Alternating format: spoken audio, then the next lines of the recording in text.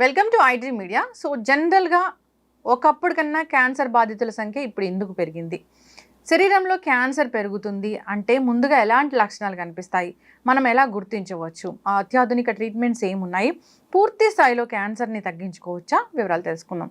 ఈరోజు మనతో పాటు ఉన్నారు ప్రముఖ radiation oncologist doctor Prashant Reddy గారు. డాక్టర్ గారు నమస్తే. నమస్కారం అండి. డాక్టర్ గారు, నేను విన్నాను ఇప్పుడు మెడికవర్ హాస్పిటల్లో ఉన్నారు మీరు. సో 20 years ఆఫ్ ఎక్స్పీరియన్స్ మీది ఈ oncology, radiation ఆంకాలజీలో.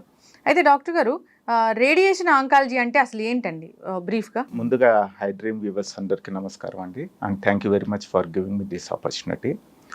First of all, క్యాన్సర్కి ముఖ్యంగా 3 రకాల ట్రీట్మెంట్స్ ఉంటాయండి.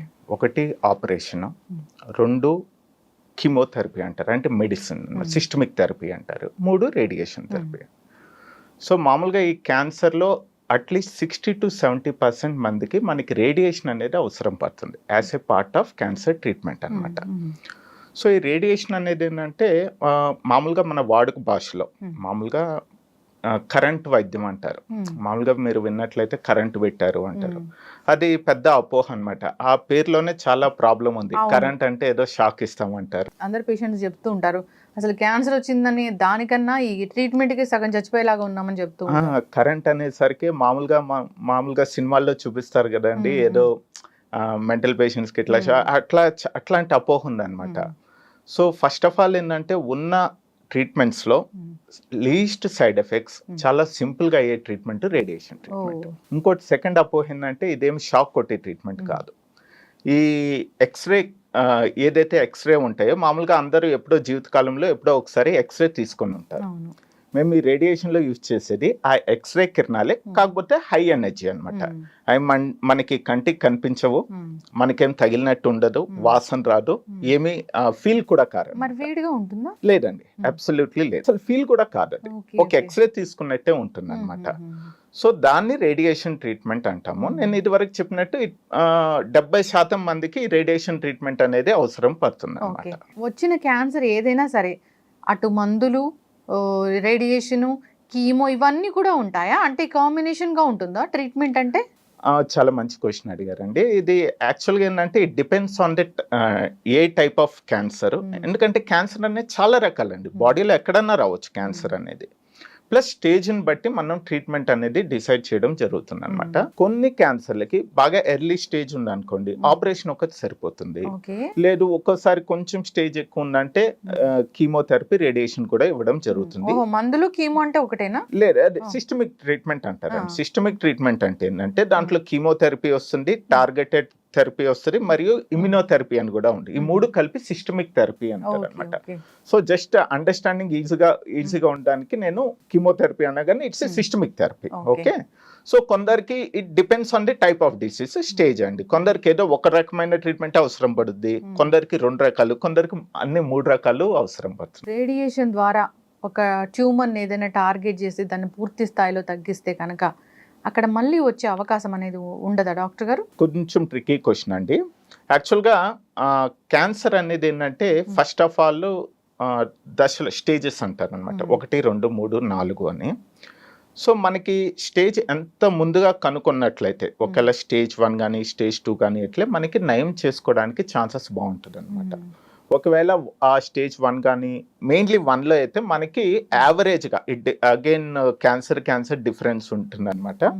సపోజ్ ఒక క్యాన్సర్ తీసుకున్నాం, ఆడవారిలో మోస్ట్ కామన్ క్యాన్సర్ రొమ్ము క్యాన్సర్. రొమ్ము క్యాన్సర్లో మొదటి దశలో కానీ కనుక్కున్నట్లయితే మనము డయాగ్నోసిస్ చేసుకుంటే 95% మనకి క్యూర్ అయ్యేదానికి ఛాన్సెస్ ఉంటుంది. అదే 2వ స్టేజ్లోకి వెళ్ళింది అనుకో, ఆ 95 కాస్త 80 to 85% తగ్గుద్ది అనమాట. సో అదే 3rd స్టేజ్ అనుకోండి, అది డ్రాస్టిక్గా 50 to 60% సంథింగ్ లైక్ దట్ తగ్గుద్ది. 4వ స్టేజ్ అంటే మొత్తం స్ప్రెడ్ అయిపోయింది అనుకోండి, అది ఆల్మోస్ట్ 20%కి తగ్గుద్ది అనమాట. సో వాట్ ఎవర్ మనము ఏ ట్రీట్మెంట్ చేసినా కూడా మళ్ళీ పూర్తిగా నయమైందా లేకపోతే తిరిగి వచ్చేదానికి ఛాన్సెస్ ఉంటుందా అనేది స్టేజ్ని బట్టి డిపెండ్ ఉంటుంది. అయితే 4th స్టేజ్ క్యాన్సర్ అంటే డాక్టర్ గారు, అప్పుడు మీరు అన్నట్లుగా బ్రెస్ట్ క్యాన్సరే అనుకోండి, అది 4th స్టేజ్కి వెళ్ళిందంటే అంటే మిగతా అవయవాలకు వెళ్ళినట్ల? అవునండి. సపోజ్ రొమ్ము క్యాన్సర్ గురించి మాట్లాడుకున్నాం. రొమ్ము క్యాన్సర్ రొమ్ము నుంచి దాటి ఎముకల్లో బోన్స్లో కానీ లివర్లో కానీ తలలో కానీ లంగ్స్లో కానీ అట్లా వెళ్ళిందంటే దాన్ని స్టేజ్ 4 అంటారు. అట్లాగే ఏ క్యాన్సర్ అండి, సపోజ్ లంగ్ క్యాన్సర్, ఊపిరితిత్తుల క్యాన్సర్, అది కూడా అక్కడి నుంచి దాటి ఎముకలు కానీ తలలో కానీ లివర్ ఎటు పోయినా కూడా అది 4th స్టేజ్ అంటారు. ఇప్పుడు అన్నట్టుగా 4th స్టేజ్ వరకు కాకుండా ముందుగానే ఏమైనా లక్షణాలు కనిపిస్తే ఇది క్యాన్సరు, ఓకే మనం డాక్టర్ దగ్గరికి వెళ్ళాలి అనే లక్షణాలు ఏమైనా ముందుగా కనిపిస్తాయి డాక్టర్ గారు? ఇది ఓవరాల్ ఏంటంటే మామూలుగా వార్నింగ్ సైన్స్ అంటామండి. ఒక 7 ఉంటాయి. ఆ 7లో ఏది కనిపించినా కూడా ఇమ్మీడియట్ గా వాళ్ళు అంటే వాటిలో ఏది ఉంటే క్యాన్సర్ ఉందని అర్థం కాదు, అది దయచేసి అర్థం చేసుకోవాలి. ఒకవేళ అవి కానీ ఉంటే మటుకు వాళ్ళు ఇమ్మీడియట్ గా కన్సర్న్ డాక్టర్ దగ్గరికి వెళ్ళి పరీక్ష చేసుకోవాలి. అవి చాలా ఇంపార్టెంట్. ఒకటి ఏంటంటే ఎక్కడైనా లంప్ అంటే కంత్ అంటారు కదా, ఎక్కడ బాడీలో ఎక్కడైనా చాలా కాలం మానని కంతి కానీ పుండు కానీ, అది నాలుగు అయి ఉండొచ్చు, స్కిన్ అయి ఉండొచ్చు, ఎక్కడైనా అది ఉన్నా, మనకి చాలా కాలం పాటు మానకుండా దగ్గు రావడము, అన్నం మింగడం ఇబ్బంది కావడము, ఓకే, అట్లాగే మోషన్లో రక్తం కనిపించడము, అంటే మోషన్ ఫ్రీగా లేకపోవడం, కొన్ని రోజులు కాన్స్టిపేషన్ ఉంటే కొన్ని రోజులు విరోచనాలు అవుతాయి, మోషన్లో రక్తం రావడం, అట్లాగే యూరిన్లో రక్తం రావడం కానీ, ఆడవాళ్ళు అయితే పీరియడ్స్ అంటారు కదా, మెన్సెస్ టైంలో అబ్నార్మల్గా బ్లీడింగ్ ఎక్కువ కావడము, ప్లస్ ఇర్రెగ్యులర్గా ఉండడము, ఇవే కాకుండా ఇంకోటి ఏంటంటే గొంతు మారడము, సపోజ్ బొంగురు పోవడం అంటారు, హోస్నెస్ ఆఫ్ వాయిస్ అంటారు. అది కాకుండా కొన్ని రకాల క్యాన్సర్ పుట్టుమచ్చల్లో కూడా వస్తాయి. సడన్ గా ఉన్న పుట్టుమచ్చ సైజ్ పెరగడము, పుండు కావడము, అట్లా అయినా కూడా అంటే ఇప్పుడు నేను ఈ వార్నింగ్ సైన్స్ అంటారు అనమాట. వీటిల్లో ఏదున్నా కూడా అంటే క్యాన్సర్ అని కాదు, వాళ్ళు కన్సర్న్ డాక్టర్ దగ్గరికి వెళ్ళి పరీక్ష చేసుకోవడం మంచిది అనమాట. సో ఎందుకు దీనివల్ల అంటే ఇది ముందుగానే మనం చెప్పినట్టు కనుక్కుంటే స్టేజ్ 1, 2లో కానీ బయటపడుతుందంటే వాళ్ళకి క్యూర్ అయ్యేదానికి ఛాన్సెస్ ఉంటుంది. ఇంకోటి ఏంటంటే మనకి స్క్రీనింగ్ ప్రొసీజర్స్ అనేటివి ఉన్నాయి. అఫ్ కోర్స్ చాలా కామన్ క్యాన్సర్స్ కి మనం ఇండియాలో వెస్టర్న్ కౌంటర్ పార్ట్స్ లో వాళ్ళు అన్నిటికీ చేస్తారు మాక్సిమం, బట్ ఇండియాలో మటుకు రొమ్ము క్యాన్సర్ కి సర్వైకల్ క్యాన్సర్ ఆడవారిలో కామన్ క్యాన్సర్స్ అనమాట. రొమ్ము క్యాన్సర్, సర్వైకల్ క్యాన్సర్, గర్భసంచి ముఖద్వారపు క్యాన్సర్. రొమ్ము క్యాన్సర్ కి వచ్చేసరికి ప్రతి సంవత్సరం 40 సంవత్సరాలు దాటిన వాళ్ళు రెగ్యులర్ గా మ్యామోగ్రామ్ అనే ఒక ఎక్స్రే చేసుకోవాలన్నమాట. దాంట్లో ఏంటంటే ఒకవేళ మొదటి దశలోనే ఉంటే బయటపడవచ్చు. అట్లాగే గర్భసంచి ముఖద్వారపు క్యాన్సర్కి ఏంటంటే ప్యాప్ స్మియర్ అనేది ఉంటుంది. అది 25 సంవత్సరాలు దాటి అంటే సెక్షువల్ గా యాక్టివ్ ఉన్న మహిళలు అది 25 సంవత్సరాలు దాటాక అట్లీస్ట్ 3-4 years కి ఒకసారి, అది సింపుల్ టెస్ట్ అండి, అదేమి నొప్పి ఉండే టెస్ట్ కాదు, ఏం కాదు.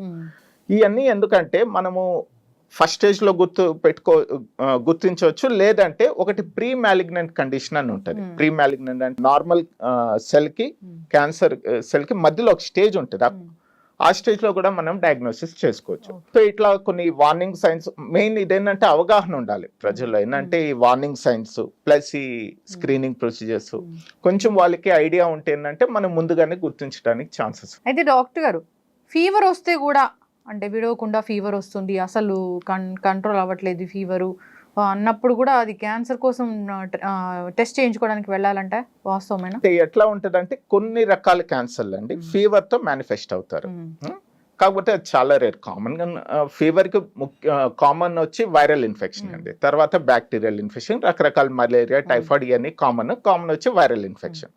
కొన్ని క్యాన్సర్లలో ఎస్పెషల్లీ ఏంటంటే లుకేమియాస్ అంటారు కదా, బ్లడ్ క్యాన్సర్ ఉంటుంది కదా, బ్లడ్ క్యాన్సర్ లో ప్రాబ్లం ఏంటంటే వాళ్ళ రక్త కణాలు అనేది అబ్నార్మల్ గా పెరుగుతాయి, పెరగడం వల్ల వాళ్ళ ఇమ్యూనిటీ తగ్గదు. సపోజ్ ఆ కణాలు పెరిగినా కూడా అవి ఉపయోగపడే కణాలు కాదనమాట, WBC తెల్ల రక్త కణాలు.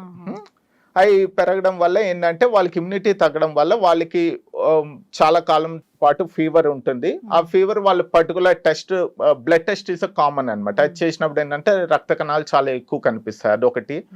కొన్ని రకాల క్యాన్సర్ లైక్ కిడ్నీ క్యాన్సర్, కొన్ని లంగ్ క్యాన్సర్ ఒక్కోసారి, ఇవి కూడా ఫీవర్ తో చాలా కాలం పాటు ఫీవరు, ఏ మందులు ఇచ్చినా తగ్గకపోవడము, ఇట్లా చాలా రేర్ గా ఈ కిడ్నీ క్యాన్సర్ ఇవి కూడా ఫీవర్ మేనిఫెస్టేషన్ తో బయటపడే అవకాశాలు కూడా ఉంటాయి. డాక్టర్ గారు, ప్రతి ఆర్గాన్ కి క్యాన్సర్ వస్తుంది అయితే? జుట్టుకి, గోరికి తప్పితే అన్ని చోట ఎక్కడైనా రావచ్చు, కంటికి, లివర్, ఊపిరితిత్తులు ఎక్కడైనా రావచ్చు. 20 years ఎక్స్పీరియన్స్ మీది. ఒక 10 ఏళ్ల క్రితం అసలు ఎంతమంది పేషెంట్లను చూసేవాళ్ళు, ఇప్పుడు క్యాన్సర్ బాధితులు ఎంతమందిని చూస్తున్నారు? ఇది చాలా మంచి క్వశ్చన్ అండి. డెఫినెట్ గా క్యాన్సర్ ఇన్సిడెన్స్ అనేది పెరుగుతుంది. నేను స్టార్టింగ్ నా కెరీర్ 2004 సంవత్సరంలో అప్పుడు స్టార్ట్ చేసినప్పుడు భారతదేశంలో ప్రతి 1,00,000 మందిలో 40 మందికి క్యాన్సర్ బారిన సంవత్సరానికి పడేవారు అనేది అప్పుడు ఉంది.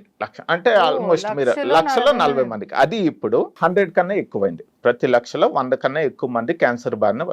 దానికి ఏంటంటే ఒకటి ఆఫ్ కోర్స్ మన జీవన శైలి మారడం వల్ల it's life style disorder in one way. ఇంకోటి ఏంటంటే ఒక రకంగా అవగాహన కూడా పెరిగిందండి ప్రజల్లో. ఇది వరకట్లాగా దాన్ని నెగ్లెక్ట్ చేయకుండా, ఎందుకంటే బికాస్ ఆఫ్ మీడియా కానీ వరల్డ్ క్యాన్సర్ డే అనేది మనం ఫాలో అవుతాము ఫిబ్రవరి 4వ తారీఖు ప్రతి సంవత్సరం. ఇట్లా ఏంటంటే అవగాహన అనేది పెరగడం జరిగింది అనమాట. పాత రోజుల్లాగా బాగా ముదిరిపోయి రావడం కాకుండా అట్లీస్ట్ అర్బన్ పాపులేషన్లో, ఇంకా దురదృష్టవశాత్ రూరల్ పాపులేషన్ ఇంకా వాళ్ళకి అంత అవగాహన లేదు. సో దానివల్ల మనం డయాగ్నోసిస్ కూడా ఎక్కువ చేస్తున్నాం. అది ఒక రకంగా మంచిది, ఎందుకంటే ముందుగానే వస్తారు కాబట్టి నయం చేసుకోవడానికి ఛాన్సెస్ ఉంటాయి. బట్ ఓవరాల్ గా డెఫినెట్ గా క్యాన్సర్ ఇన్సిడెన్స్ అనేది పెరిగింది. ఈ అలవాట్లు ఉన్న వాళ్ళకి క్యాన్సర్ వచ్చే అవకాశం చాలా ఎక్కువ. అంటే ఏంటి డాక్టర్ గారు, ఏమున్నాయి ఒక 4 చెప్పండి. ఆల్మోస్ట్ ఒక 30% క్యాన్సర్లు టొబాకో రిలేటెడ్ అండి. టొబాకో ఏ రకంగా అయినా, గుట్కా కావచ్చు, స్మోకింగ్ కావచ్చు, ఎనీ ఫార్మ్ ఆఫ్ టొబాకో. అంటే 1 in 3 క్యాన్సర్స్ అనుకోండి మన ఇండియాలో నేను చెప్పేది. అది కాకుండా ఆల్కహాల్ ప్లస్ టొబాకో 2 యూజ్ చేసేవాళ్ళు. ఇంకోటి ఏంటంటే చాలా మందికి ఈ మూడోది ఏంటంటే పెద్ద అవగాహన లేదు,